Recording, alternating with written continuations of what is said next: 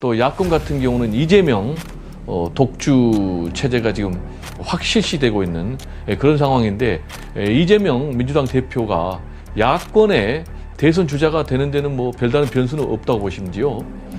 내가 보기에 법원의 판결이 앞으로 어떻게 날릴지 모르겠습니다만은 그 안에 야권의 후보가 결정된다면은 결국은 이재명 씨가 가장 유리하지 않겠나 이렇게 봐요. 그렇군요. 그리고 이제 이준석 의원 같은 경우도 저희 이제 KBC하고의 대담을 통해서 자신도 다음 대선에 도전하겠다라는 뜻을 분명히 했는데, 내가 사실은 이준석이 이번 국회에 진입을 하면은 대한민국 정치의 변곡점이 될 거라고 내가 얘기한 적이 있어요. 네. 뭐 그때만 하더라도 대권 얘기를 하면은 뭐 내가 자꾸 부추기기만 하는 거지 자기는 그런 생각이 별로 없었다는 식으로 얘기를 하는데, 최근에 와서 보니까 본인 스스로가 이제 대권에 자기도 출마할 수 있겠다 이렇게 얘기를 하는데, 결국 가서 내가 보기에는 이재명 대표의 가장 거꾸로운 상대자가 아마 이준석이가 될지도 몰라요. 네. 국민이 갈망하는 바가 뭔가 이것에 대한 명확한 비전을 제시하지 않고서는 대통령하기 힘들 거예요. 네. 그러니까 그거에 대한 부단의 노력을 빨리 해가지고서 내가 대통령이 됐을 적에 이 나라를 어떻게 만들겠다고 하는 비전을 정확하게 제시를 하지 않으면 난 불가능하다. 현재로서는 이재명 민주당 대표가 거의 독보적인 1위를 달리고 있지 않습니까? 이건 어떻게 보십니까?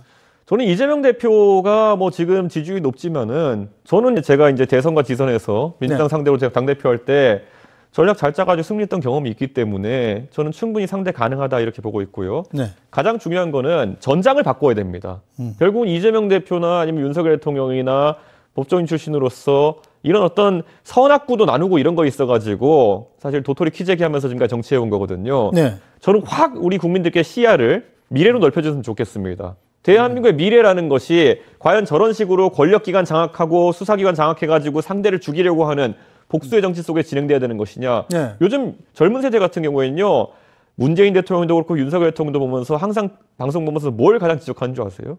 왜 우리나라는 대통령 뽑아놓으면은 항상 국제회의 같은 데 가셔가지고 많은 세금 들여가지고 전용기 타고 가셔가지고 다른 나라 정상들은 이렇게 팔 잡고 다른 정상들이랑 한마디라도 하면서 국익을 위해서 뭐 이렇게 말해볼까 이런 걸 하는데, 우리 대통령들은 멀뚱멀뚱 서가지고 꼬다는 보릿자루처럼 국제 무대에서는 왜 저렇게 작아 보일까? 국내에 와서는 이렇게 여포처럼 하고 다니시는 분들이, 저는 이제 앞으로 글로벌 무대 속에서도 빛날 수 있는 세대가 있고 그 안에서 역할할 수 있는 사람들이 국가를 이끌어야 된다 이렇게 생각하고요.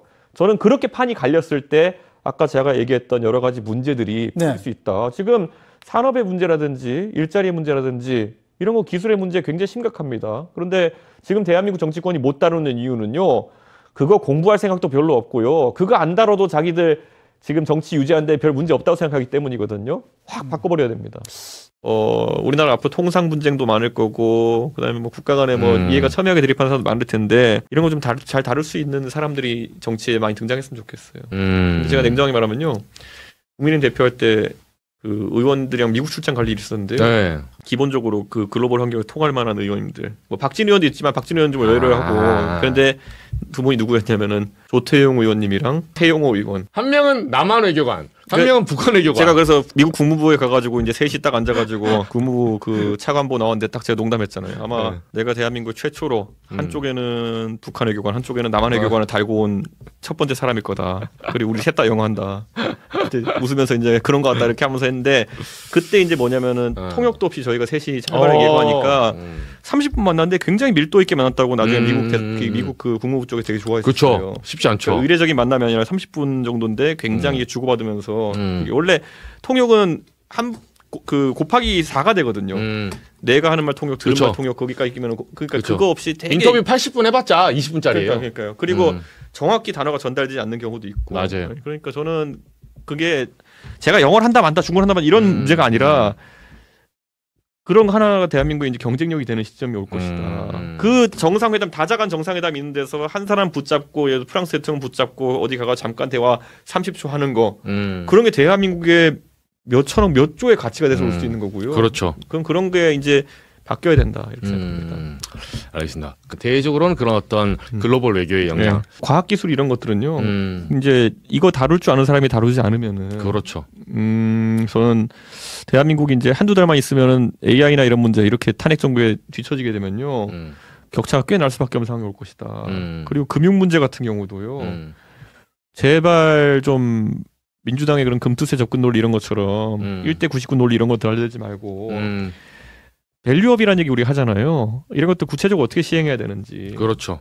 네. 그리고 이런 주주가치 재고나 이런 것들에 대해 가지고 결국 그 젊은 세대가 자산을 어떻게 형성할 수 있는지에 대한 구체적인 비전이 보여야 되는 거거든요. 지금 소득은 올라오고 있지만은 결국 집을 살 수 있느냐 우리가 언제 맞아요. 이걸 투자해가지고 나 월급 100만 원 오를 때 네. 집은 1억 2억씩 오르니까 그러니까 이런 거를 우리가 어떻게 그렇죠. 대처할 거냐에 대해서 그걸 고민한 사람들이 정치를 해야 된다는 생각합니다.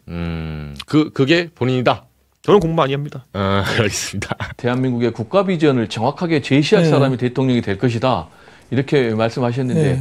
혹시 이사장님이 생각하는 대한민국 미래 국가 비전의 방향은 어떻게 되실까요? 내가 보니까 뭐 어디 방송을 들어보니까 이준석 의원이 불란서의 마크론을 예를 들어서 설명을 했던데 네. 불란서의 마크론이라는 사람은 자기 나름대로의 불란서의 역사를 고찰을 하면서 오늘날 불란서가 처한 여러 가지 상황을 갖다가 어떻게 변화를 시키겠다고 하는 명확한 소위 비전을 제시를 한 겁니다. 네.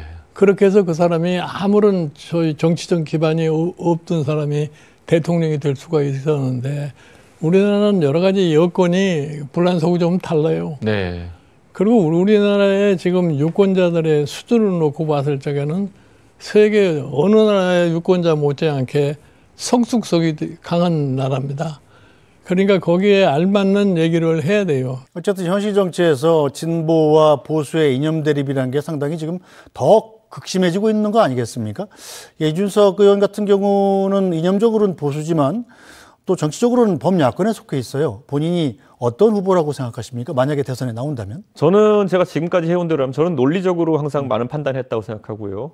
지금 저런 패거리 정치라든지 아니면은 뭐 방탄 정치 이런 것에서는 아주 거리가 멀었던 정치라고 생각합니다. 그래서 저는 정상과 비정상의 대립으로 이 판이 치러져야 된다. 그런 생각합니다. 지금 대한민국에서 사실 얼마 전까지 이재명 대표의 방탄을 욕하던 세력이 지금은 관저에다 철조망을 치고 사람벽을 쌓아가지고 영장 집행을 방해하고 있는 거 저거는 방탄보다 더한 추태거든요.